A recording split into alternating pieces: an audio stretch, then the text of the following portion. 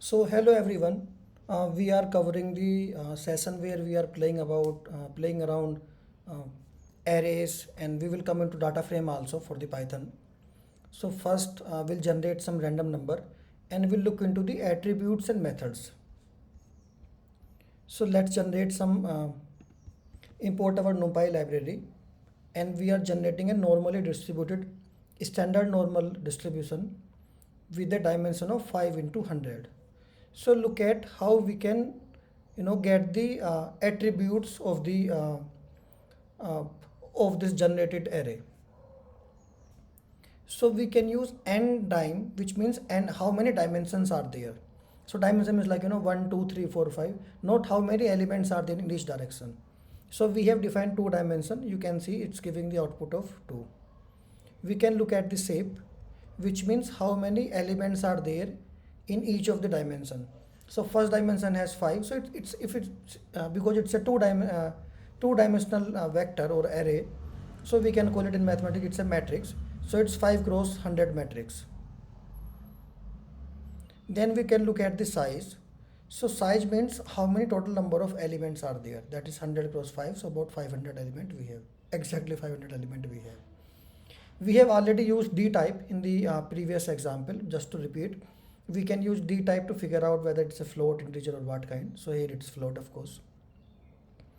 Then we can compute mean.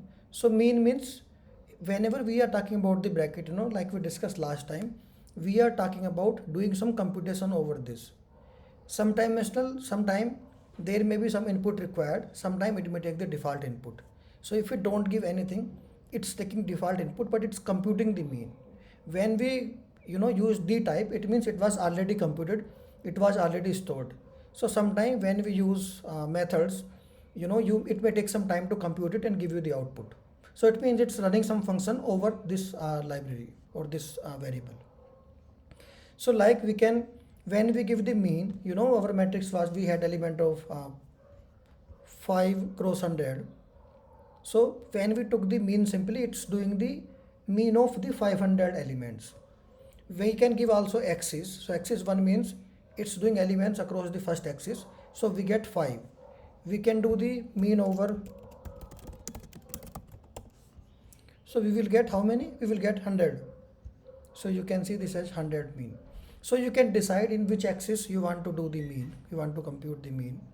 Similarly, we can compute minimum value, we can compute maximum value, we can compute standard deviation, we can compute variance, and this can also happen in multiple different dimension or axis you can try. Then trace is very useful in a square matrix. We can sum all the diagonal element. In Python, numerical Python, even if it's not a square matrix, it will give you the trace and it becomes useful. One of the very commonly used function is we can use dir, directory of foo. So it will tell how many methods and attributes foo function has. So let's print it. You will see a very large list. What all things are there in foo. Convention, see, by default in Python everything is public. We can see all the methods and attribute, we can modify it. By default, when you use something with with two underscore beginning with and two underscores at the end, it means it's a private thing, we should not be disturbing it. If we have one underscore beginning with and one underscore ending with, it means it's semi public, private, or you can say semi public. If we don't use, like you can see here there is no underscore, so it means it's public. By definition there is nothing public and private in this is a convention, so it should not be changing it. This is how the way the person who designed the function or the designed the library, that's the way they want it, and maybe it can create some problem.